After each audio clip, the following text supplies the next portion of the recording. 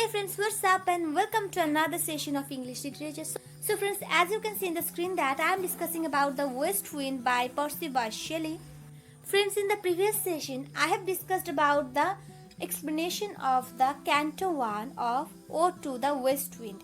And I will provide the link of the explanation of Canto I in the description box. So don't forget to check it out. So in this session, I'm going to discuss the Canto II of Ode to the West Wind, which is quite important. And in my channel also you will find the explanation of the rest of the cantos, means Canto 3rd, 4th and 5th. So don't forget to check out the description box.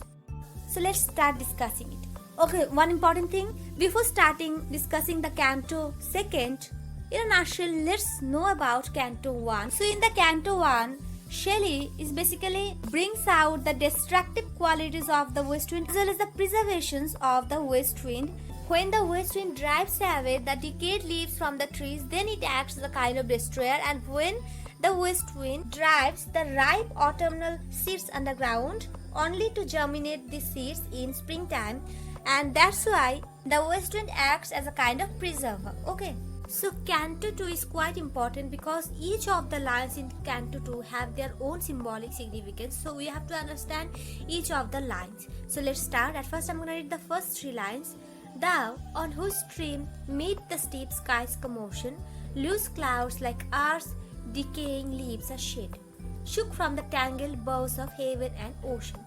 So here Shelley wants to denote the idea that west wind is basically blows all over the sky. That's why west wind has the power of sweeping everything. Here in the first line, west wind is compared to stream. Stream means a kind of flow. And here the windy flow of the west wind is compared to the earthly stream. Earthly stream means the river, the flow of the water. The windy flow of the west wind is compared to the earthly stream, because as water or river carries in its flow or in its current the decaying leaves that the west wind sweeps away from the trees. So as I said before that in the Canto 1, Shelley addresses west wind as a kind of destroyer and preserver. It destroys the decayed leaves of the trees. Okay, so here the decayed leaves which is destroyed or which the west wind sweeps, that decaying leaves fall into the ground or basically fall into the river, and as the river's current or the river's flow carries the dead leaves, likewise this the windy stream, means the wind of the west wind, sweeps away the leaf-like clouds in the sky. This was the explanation of the first two lines. Now we have to know about the third line. So here heaven and ocean are compared to two huge trees. From the branches of these trees, clouds like decayed leaves are dropped. So it is a kind of allegory. Okay, the original meaning or the plain meaning of this line is that the clouds fill up all the spaces between the sky and the sea. Between heaven is addressed to the sky, and ocean means the sea or the ocean. Okay, so just because the environment was so cloudy, that's why it is seen that the heaven and the ocean or the sky and the sea meet together.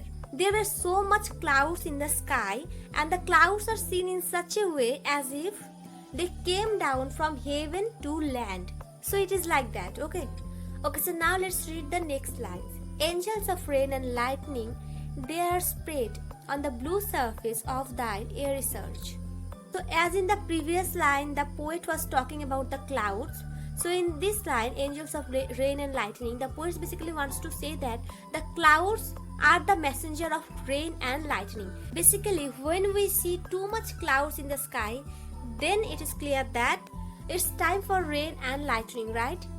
Then the poet said that in such a weather of cloud, in such a weather of the west wind blowing over the sky, and in such a weather of lightning, thunderstorm, rain, there will find the signs of the approaching storm. Okay, here in the fifth line the blue surface means the west wind, because the west wind looks blue as it takes the color of the sky. Okay, now let's read the next lines. Like the bright hair uplifted from the head of some fierce minot, even from the dim verge of the horizon to the zenith's height, the locks of the approaching storm.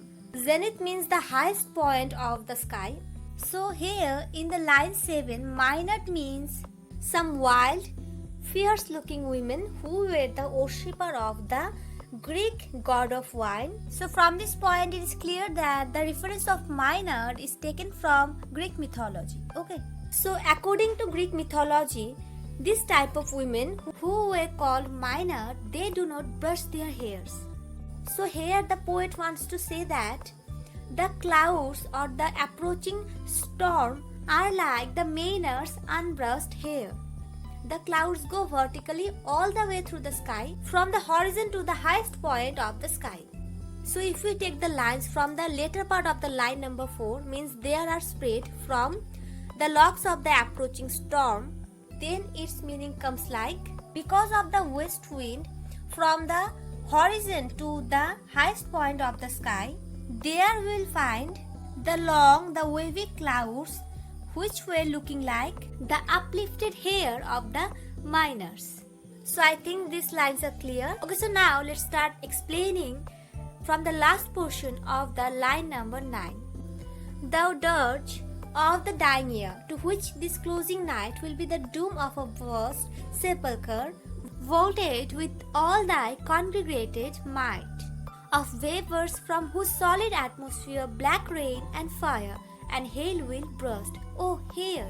So friends, here in the last portion of the line number 9, dirge means mourning songs. Okay, so here actually the poet wants to address the west wind as a funeral song, because the west wind marks the death of the old year. That's why it is called as a kind of mourning or funeral song. Actually in the late autumn, west wind blows, and after autumn there comes winter and then spring. And with this spring the remaining year ends. Okay, and in springtime we'll also find west wind, but this west wind is different from the west wind of the late autumn season. So after comparing the west wind as a funeral song, the poet says that the night is falling because everywhere is dark. There is dark everywhere. There is storm approaching. There is cloud in the sky. Okay, and this stormy cloudy night is like the doomed storm that is constructed of thunderclouds, that is constructed of lightning and rain. It means that the wind is the bringer of death. The wind is the bringer of the end of one year. Then again in the last portion of the last line, the poet says that, oh, here he wants to make the west wind listen to his appeal, as he has done in the Canto I, so as in this Canto II also, Shelley addresses the west wind to hear his appeal. And what was his appeal? As a revolutionary poet, Shelley wants to appeal the west wind to infuse him with a new spirit, with a kind of new power, so that he may spread his ideas in order to create a new world. So he is a kind of optimistic poet. That's why he doesn't lose his hope, and that's why in each of the cantos, in the last of each of the cantos, he addresses the west wind to hear his appeal. Okay, so that's it for today's video. Thank you so much for watching this video.